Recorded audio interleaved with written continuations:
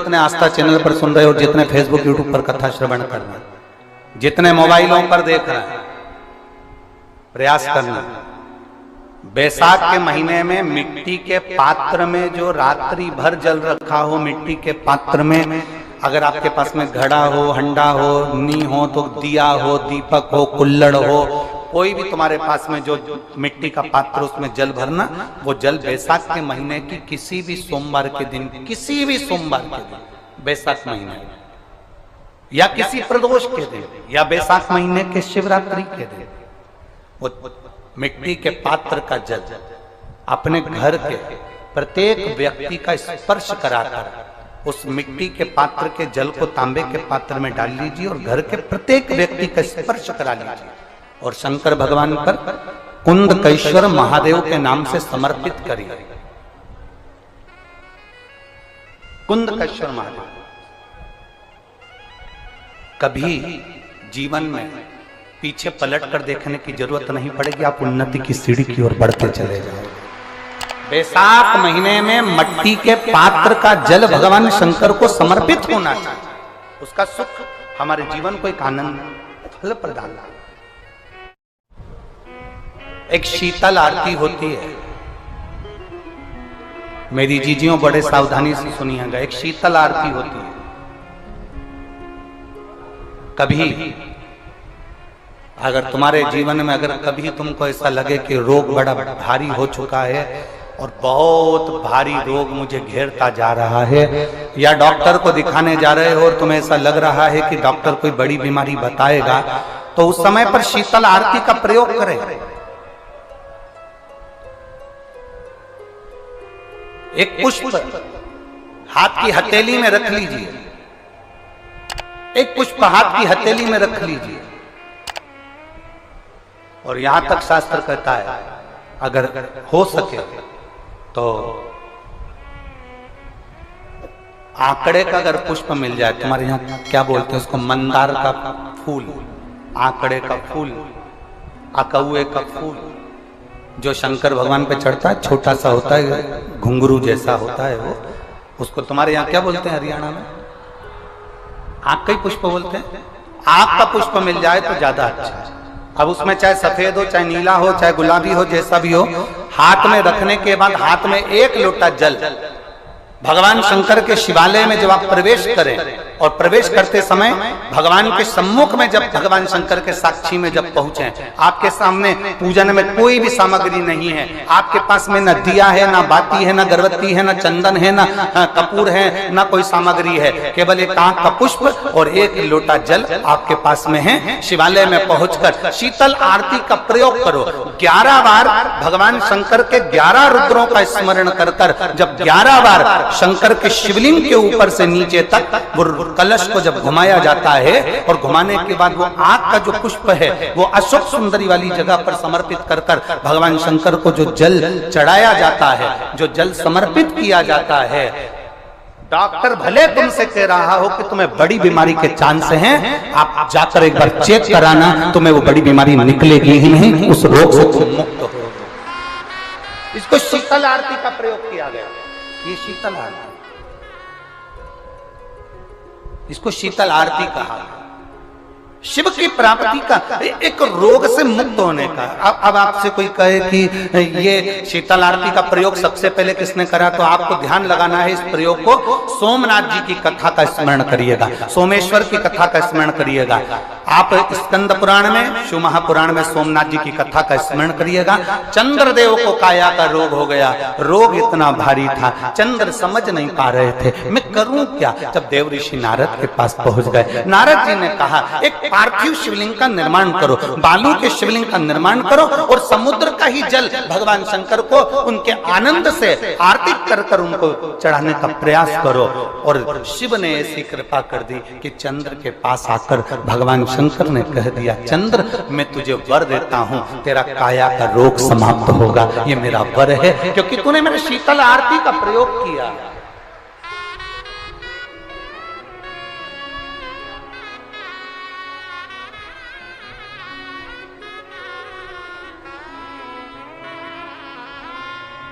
मेरी जीजियों, दो चीजें बड़ा स्मरण में रखिएगा। एक बैसाख महीने में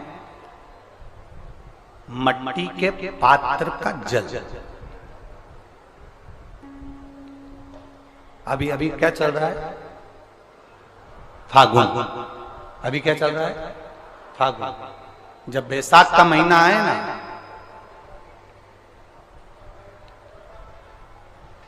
जितने यहां बैठे और जितने आस्था चैनल पर सुन रहे और जितने फेसबुक यूट्यूब पर कथा श्रवण कर रहे, जितने मोबाइलों पर देख रहे हैं, प्रयास करना, बैसाख के महीने में मिट्टी के पात्र में जो रात्रि भर जल रखा हो, मिट्टी के पात्र में, अगर आपके पास में घड़ा हो, हंडा हो, नी हो, तो दिया हो, दीपक हो, कुल्लड़ हो, कोई भी तुम्हारे पास में जो मिट्टी का पात्र, उसमें जल भरना। वो जल बैसाख के महीने की किसी भी सोमवार के दिन, किसी भी सोमवार के दिन, बैसाख महीने या किसी प्रदोष के दिन या बैसाख महीने के शिवरात्रि के दिन, वो मिट्टी के पात्र का जल अपने घर के प्रत्येक व्यक्ति का स्पर्श कराकर उस मिट्टी के पात्र के जल को तांबे के पात्र में डाल लीजिए और घर के प्रत्येक व्यक्ति का स्पर्श करा लीजिए और शंकर भगवान पर कुंदकेश्वर महादेव के नाम से समर्पित करिए। कुंदकेश्वर महादेव।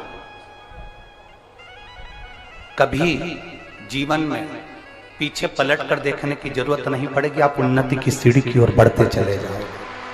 बैसाख महीने में मट्टी के पात्र का जल भगवान शंकर को समर्पित होना चाहिए। उसका सुख हमारे जीवन को एक आनंद फल प्रदान।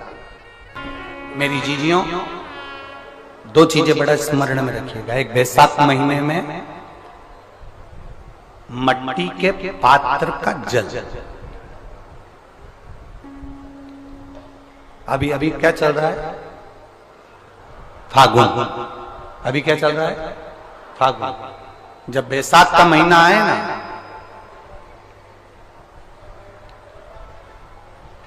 जितने यहां बैठे और जितने आस्था चैनल पर सुन रहे और जितने फेसबुक यूट्यूब पर कथा श्रवण कर रहे, जितने मोबाइलों पर देख रहे हैं, प्रयास करना, बैसाख के महीने में मिट्टी के पात्र में जो रात्रि भर जल रखा हो, मिट्टी के पात्र में, अगर आपके पास में घड़ा हो, हंडा हो, नी हो, तो दिया हो, दीपक हो, कुल्लड़ हो, कोई भी तुम्हारे पास में जो मिट्टी का पात्र, उसमें जल भरना।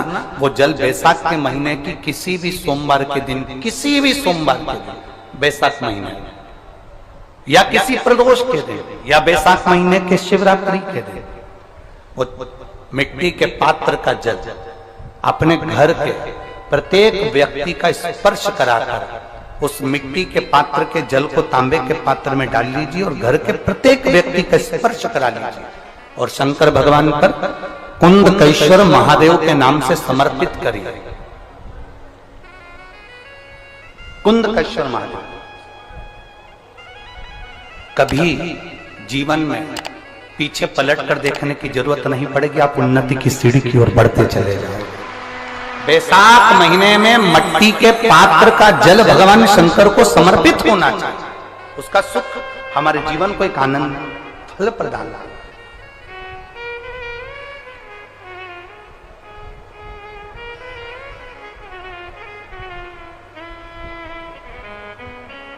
जैसे कहते हैं रोज शंकर के मंदिर में प्रतिदिन जाने वाले को, और एक और चीज अपने स्मरण में रहे, अगर शिव के मंदिर नहीं जा सकते तो अपने घर में जो शिवलिंग है उस पर जल चढ़ाओ। और यदि आप अपने शंकर के घर में शिवलिंग पर भी जल नहीं चढ़ा पा रहे हो तो किसी बेलपत्री का वृक्ष हो, उस वृक्ष के नीचे भी जल चढ़ाओ। और कभी मौका मिल जाए, कभी भगवान शंकर की बड़ी करुणा हो जाए, भगवान शंकर की बड़ी उदारता हो जाए, भगवान शंकर की बड़ी कृपा हो जाए, बड़ी कृपा हो जाए, भगवान शंकर जिस दिन तुम्हारे ऊपर बड़ी कृपा कर दे, किसी सोमवार को 3 नियम बना लो। जिस दिन मेरा भोले बाबा तुम पर कृपा कर दे, उस दिन सोमवार का एक नियम बना कि महीने का एक सोमवार मुझे ऐसा करना है, 3 नियम धारण करना है महीने के सोमवार को। पहला, सवेरे जाकर शंकर भगवान को 1 लोटा जल चढ़ाना है। दूसरा, दोपहर के समय पर जाकर मुझे बेलपत्री के वृक्ष के नीचे एक चावल का दाना रखकर बेलपत्री की 7, 11, 21, 108, 51 जितनी परिक्रमा आप लगा सकते हो वो लगाना है। और तीसरा, बेलपत्री के वृक्ष के नीचे और शंकर के मंदिर के दरवाजे पर मुझे एक घी का दीपक लगाना है। बस ये 3 नियम जिसने महीने में एक बार ले लिया, समझ लो उसको पीछे हटने की जरूरत ही नहीं, वो आगे ही बढ़ेगा। महीने के किसी एक सोमवार का ऐसा नियम बना लो कि मुझे 3 नियम धारण करना है। महीने के किसी भी एक सोमवार को, हम ये नहीं कहेंगे कि तुम सोमवार 5 पढ़ रहे हैं तो 5 को करो, 4 पढ़ रहे हैं तो 4 को करो, 3 पढ़ रहे हैं तो 3 को करो। तुम तो महीने का एक सोमवार का नियम बना। और मेरी जीजियों से, मेरी बेटियों से जो विदेश में रह रही हैं, जो कहीं बाहर रह रही हैं, कहीं बड़े शहर में रह रही हैं, जो रोज मंदिर नहीं जा सकते, हर किसी महीने के एक सोमवार को भी ये नियम निर्धारण थे, तो उनसे कहेंगे कि 3 महीने में एक सोमवार का नियम बना लो। 3 महीने में नहीं बना सकते तो 6 महीने में एक सोमवार का नियम बना लो। और 6 महीने में नहीं बना सकते तो 1 साल में एक सोमवार का ऐसा नियम बना लो कि मैं साल का एक सोमवार ऐसा रहूंगी कि सुबह सोमवार के दिन मंदिर में जाकर जल चढ़ाऊंगी, दोपहर में जाकर बाबा को एक अक्षत का दाना रखकर, अक्षत का मतलब है कि बाबा मेरी दिनों दिन उन्नति करना। बेलपत्री के वृक्ष के नीचे जो अक्षत रखा जाता है वो उन्नति के लिए रखा जाता है। शंकर के शिवलिंग पर जो अक्षत रखा जाता है वो रोग मुक्ति के लिए रखा जाता है। अशोक सुंदरी पर जो अक्षत रखा जाता है वो संतान प्राप्ति के लिए रखा जाता है। षडानंद कार्तिकेय की ओर जो अक्षत रखा जाता है वह हमारे बच्चों की सुख समृद्धि के लिए रखा जाता है। विनायक की ओर, गणेश जी की ओर जो अक्षत रखा जाता है वह हमारे घर में कोई मंगल कार्य आ जाए उसके लिए रखा जाता है। और जो पीठिका होती है जिसपे शिवलिंग रखा होता है, पार्वती जी का हस्तकमल, उस पर अक्षत रखा जाता है तो नारी के अखंड सौभाग्य के लिए रखा जाता है। अक्षत रखने का भी तरीका है। एक चावल का दाना कहाँ रखा जाता है, क्यों रखा जाता है, कैसे रखा। अब कई लोग कहते हैं गुरुजी ये शिव महापुराण में आप ये नियम बताते हो, तरीका बताते हो। हम तो उनसे कहेंगे डॉक्टर के पास जाओगे तो डॉक्टर भी गोली लिखकर ये नहीं कह देगा कि ये सारी गोली एक साथ खा जा। डॉक्टर भी कहेगा ये गोली सुबह खाना है, ये गोली शाम को खाना है, ये गोली दोपहर में खाना, ये गोली भूखे रहकर खाना। बोलो सही है कि गलत है। ये रात्रि को खाना खाने के बाद खा लेना, ये खाना खाने के पहले, ये नाश्ते के पहले। और सुनो ये दवाई, ये वाली पीछे वाली जो दवाई लो ना इसको दूध से लेना, ये वाली जो दवाई लो ना इसको पानी से लेना। और सुनो ये डब्बी है इसको पानी में मिलाकर फिर पीना। दवाई लेने का भी तरीका है, उसी तरह शिव महापुराण में एक एक अक्षत का भी तरीका है और एक एक बेलपत्री का भी तरीका है। अब मान लो कई लोग कहते हैं गुरुजी आप ये तरीका बताते हो शिव पुराण के माध्यम से, कई लोगों के मन में संशय जागता है। तो अगर हम एक साथ चावल चढ़ा दे तो उसका क्या तरीका है। तो हमारा निवेदन है डॉक्टर जो दवाई ले एक ही बार में निपटा जाए, एक ही बार में खा ले। दवाई एक बार में पूरी खा गए असर नहीं करेगी, इसमें डॉक्टर का कोई दोष नहीं है। उसने तो बताया था ऐसे लेना ऐसे लेना। और तुमने मैं डॉक्टर साहब ने पूछा दवाई पूरी ली, शाम की दवाई भूल गई थी, सवेरे की दवाई भूल गई थी, ये दवाई भूल गई थी। डॉक्टर कहेगा हमने तो नियम बताया था, तुमने नहीं खाई तो असर कहाँ से करेगी। तुम असर कब करती है जब हम पूजन के तरीके को जान जाएं, जब हम अर्चना के तरीके को जाएं। आप साल भर का एक सोमवार निकाल लो, 6 महीने का एक सोमवार निकाल लो, 3 महीने का एक सोमवार निकाल लो, महीने का एक सोमवार निकाल लो। अपने से दिल में बन जाए तो एक सोमवार ऐसा निकालो जिसके 3 नियम धारण हो। पहला, उसी सोमवार जिसको कर रहे हो उस दिन सुबह जल चढ़ाना। दूसरे, दोपहर के समय पर जाकर बेलपत्री के वृक्ष के नीचे एक चावल का दाना रखना। और परिक्रमा बेलपत्र की जितनी तुमसे बन जाए, जितनी तुम्हारे शरीर की कैपेसिटी हो, जितना तुम्हारा शरीर चलते बन जाए। हम तो ये भी नहीं कहते कि तुम भूखे रहकर भगवान का भजन करो, हम कभी नहीं कहते। हम तो यहां तक कहते हैं, हमारे पुष्टि मार्ग में यहां तक कहा गया कि वल्लभ कुल की एकादशी करो, भले बकरी जैसे चरो पर एकादशी करो। हम तो यहाँ तक कहते हैं कि बहुत समय से कल मेरी एकादशी है, एकादशी है, एकादशी है, एकादशी है, पूरे घर को हिलाकर रख दिया एकादशी है, एकादशी, एकादशी है। बहू टेंशन में, बेटा डिप्रेशन में, पति पपीता ला ला के, सेव फल ला ला के, मूंगफली का दाना ला ला के, काजू कतली ला ला के, सेव फल ला ला के, और सारा सामान साबूदाना और खिचड़ी और ना चिप्स ना जाने क्या क्या ला ला के बेचारा पति एकादशी आती है वो नौमी से चिंता में पड़ जाता।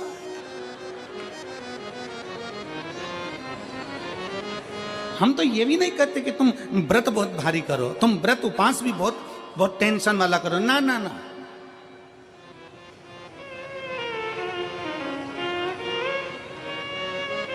अपने को व्रत उपास भी इतना बहुत बहुत भूखे रह रहे हो, बहुत प्यासे रह रहे हो, और मालूम पड़े कि भगवान हमें मिलेगा, भगवान हमें मिलेगा।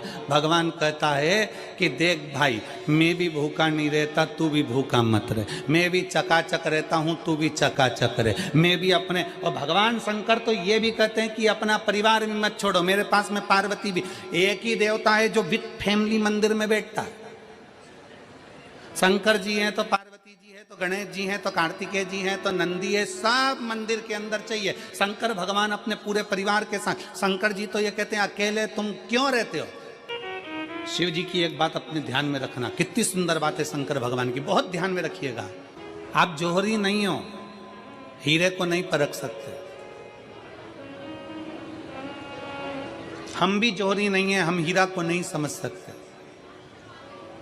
पर भगवान शंकर ने पृथ्वी पर जिसको जन्म दिया उसको जौहरी बनाकर पैदा किया है, उसको जौहरी बनाकर भेजा है कि आप भले हीरा को न समझो चलेगा, पर अपने नजदीक में कोई दुखी है तो उसकी पीड़ा को जरूर समझना। भगवान शंकर कहते हैं उसकी पीड़ा का स्मरण।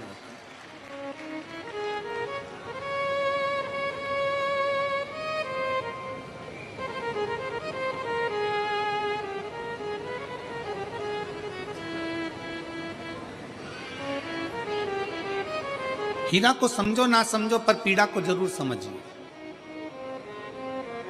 किसी के दर्द को जरूर समझिए, किसी के दुख को जरूर समझिए, किसी की तकलीफों को जरूर समझिए। पशुपतिनाथ का व्रत करते हो आप, 16 सोमवार का व्रत करते हो आप, संकट सोमवार का व्रत करते हो आप, शिवरात्रि का व्रत करते हो, सोमवार की अष्टमी का व्रत करते हो।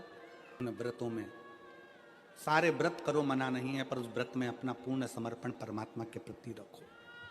केवल खाना छोड़ा है, अन्न छोड़ा है, भोजन छोड़ा है, और दिन में सुबह से लेकर शाम तक 2-3 बार तुमने कुछ ना कुछ पाया है, वो व्रत हो सकता है आपकी दृष्टि में।